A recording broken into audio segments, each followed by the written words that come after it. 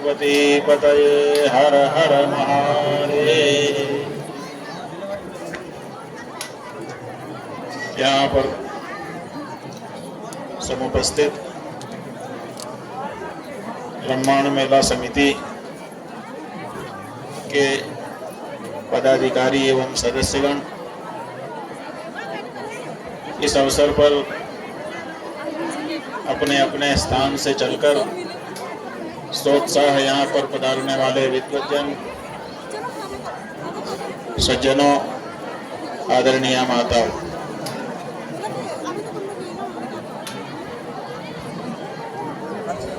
हमारा जो धर्म है वो वैदिक धर्म कहलाता है।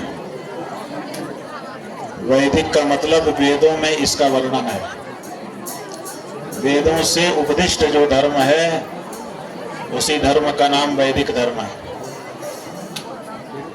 लेकिन वेद एक ग्रंथ है और ग्रंथ में कोई बात लिखी होती है उसको लोग पढ़ करके सुनाते हैं अथवा हम लिखा हुआ स्वयं पढ़ लेते हैं।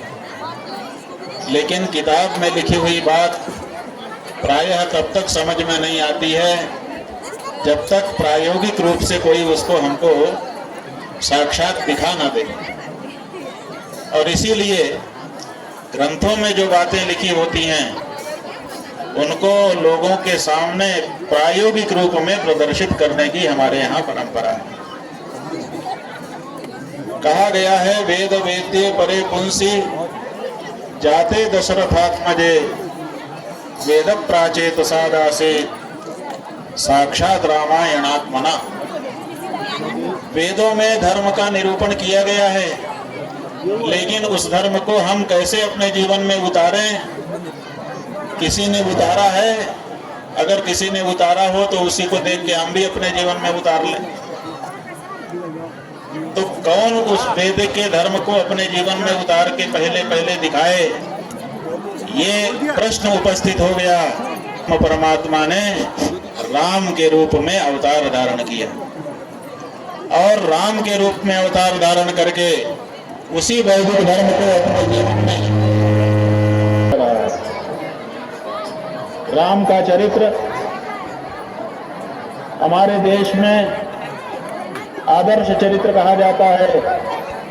अगर अपने चरित्र को सही रखने की दिशा में हमको चलना है तो हमको राम जी के जीवन से सीखने की आवश्यकता है। उन्होंने सामान्य रूप से हर व्यक्ति राजपाट को बड़ा समझता है, लेकिन राम जी ने राजपाट को नहीं बल्कि माता पिता की आज्ञा को बड़ा समझा। ये धर्म है। परिणाम ये हुआ कि उनकी कीर्ति चारों तरफ फैल गई। अगर उन्होंने राज्य को चुना होता, माता पिता की आज्ञा की अवहेलना कर दी होती तो संभवतः आज हम उनको भूल चुके होते। लेकिन उन्होंने धर्म के मार्ग को अपने जीवन में अपनाया, इसीलिए वो हमारे लिए आदर्श हुए। इसीलिए प्रत्येक व्यक्ति को ये कहा जाता है कि देखो, दो चरित्र आपके सामने हम रखते हैं, एक है राम का चरित्र और दूसरा है रावण का चरित्र। दोनों को देख लो, रावण कैसा था ये भी देख लो और राम कैसे थे ये भी देख लो, और फिर तय करो कि तुमको राम जैसा बनना है कि रावण जैसा बनना। हमारे शिष्ट पुरुषों ने दोनों चरित्रों को देखकर राम के चरित्र को अपने जीवन में अपनाया और रावण के चरित्र का तिरस्कार कर दिया। इसीलिए राम का जो चरित्र है उसके प्रति हम सब लोग आयमान रहते हैं। ये भगवान शंकराचार्य का अवदान है। जैसा कि यहाँ का कुशल संचालन कर रहे हमारे कुशल भंडारी जी ने आपको आरंभ में ही बताया, ये जो रामायण उत्सव है ये भगवान शंकराचार्य की देन है। हमारे पीठ के पुष्ट प्रमाणों के द्वारा ये निर्धारित है कि भगवान आदि शंकराचार्य 2500 से अधिक वर्ष पहले ज्योतिर्मठ आए थे। ये जो 788 वाली बात कही जाती है ये विदेशी विद्वानों का मत है। हमारे चारों मठों का प्रमाण 2500 वर्ष का है। इसलिए उसी प्रमाण के आधार पर हम लोग ये सुनिश्चित करते हैं कि वे ज्योतिर्मठ आए थे, यहाँ के कल्प वृक्ष के नीचे बैठकर उन्होंने उपनिषदों पर, ब्रह्म सूत्र पर और गीता पर भाष्य लिखा था।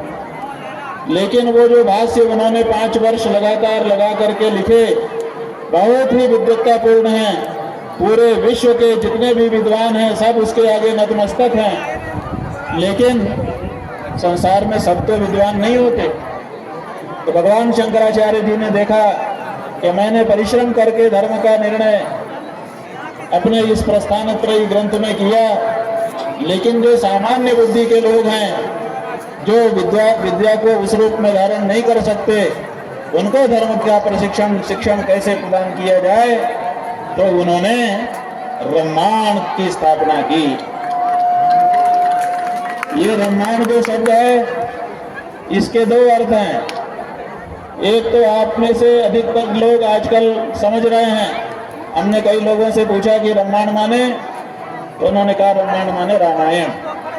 रामायण को ही हम रामायण कहते हैं। लेकिन संस्कृत भाषा में रम क्रीड़ायाम धातु से राम शब्द बनता है, और उसी में अगर हम स्थानच प्रत्यय लगा दें, माने वर्तमान अर्थ में उसको अगर हम प्रयोग करना चाहें, तो शब्द बन जाता है रममाण। रममाण माने इस समय जो जीवंत है वो। तो ये जो आपकी प्रस्तुति है, ये रममाण इसलिए है क्योंकि ये किसी कालखंड को आज की तिथि में जीवंत करके दिखा रही है।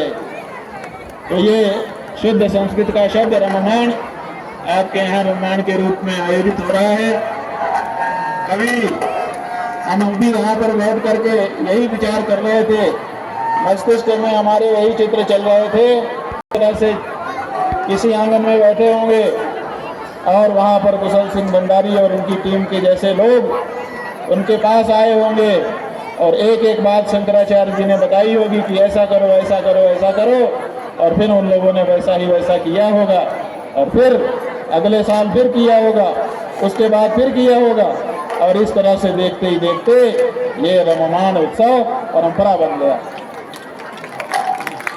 बंधुओं, आपको हम संक्षेप में बताना चाहेंगे कि यद्यपि 2500 वर्षों से हमारी शंकराचार्य पीठ परंपरा चल रही है, लेकिन 1778 में जब स्वामी रामकृष्ण जी यहाँ के ज्योतिर्मठ के शंकराचार्य थे, उसी समय यहाँ पर कुछ ऐसी परिस्थिति उत्पन्न हो गई जिसके कारण यहाँ से मठ को उखाड़ करके उनको गुजरात में चले जाना पड़ा, और 8 पीढ़ी तक वहाँ रहने के बाद ईस्वी सन 1941 में फिर से यहाँ पर मठ बनाया गया और फिर से यहाँ पर शंकराचार्य परंपरा पुनर्जीवित हुई।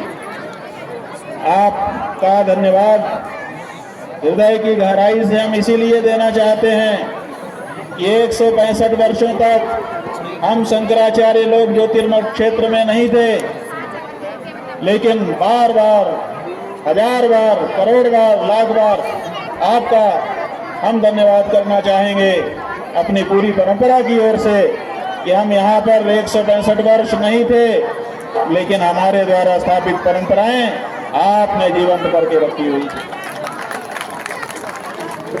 आज फिर से ज्योतिर्मठ यहाँ स्थापित हो चुका है। आज फिर से ज्योतिर्मठ की जो परंपराएं थी उनको पुनर्जीवन प्रदान किया जा रहा है, लेकिन जिस परंपरा को आपने अब तक बचा करके रखा, उस परंपरा के संरक्षण के लिए तो नहीं, लेकिन उसके संवर्धन का दायित्व तो निश्चित रूप से हमारा भी बनता है। इसलिए ये परंपरा देश का संवर्धन आप निरंतर आयोजनों के माध्यम से और दूसरे अनेक माध्यमों से कर रहे हैं, उसमें ज्योतिर्मठ भी सम्मिलित होगा और इस परंपरा को आगे बढ़ाया जाएगा। बंधुओं, जब हमारा ज्योतिर्मठ के शंकराचार्य के रूप में अभिषेक हुआ था, उसके बाद ज्योतिर्मठ में अभिनंदन का कार्यक्रम किया गया था। उस समय शारदा पीठ द्वारका के जगत गुरु शंकराचार्य जी महाराज और दक्षिण भारत के श्रृंगेरी पीठ के जगत गुरु शंकराचार्य जी महाराज यहाँ पर अभिनंदन कार्यक्रम में पधारे थे। हमें बड़ी प्रसन्नता है, जीवन पर्यंत हमको वो दृश्य भूलेगा नहीं जब दो पीठ के और शंकराचार्य ज्योतिर्पीठ के शंकराचार्य के पास आए, वो भी ऐतिहासिक अवसर था।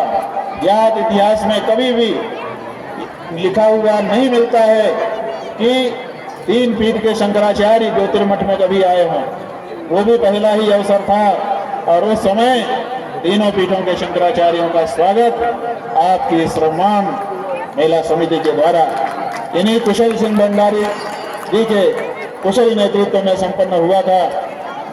हमें उन दोनों पीठों के शंकराचार्यों जी की तरफ से भी उसी समय कहा गया था, अभी हमको मौका नहीं मिला, आज मौका है तो हम कह रहे हैं। उन्होंने कहा था ये रम्मान हमारे द्वारका में भी होना चाहिए और उन्होंने कहा था ये रम्मान श्रृंगेरी में भी आकर के होना चाहिए।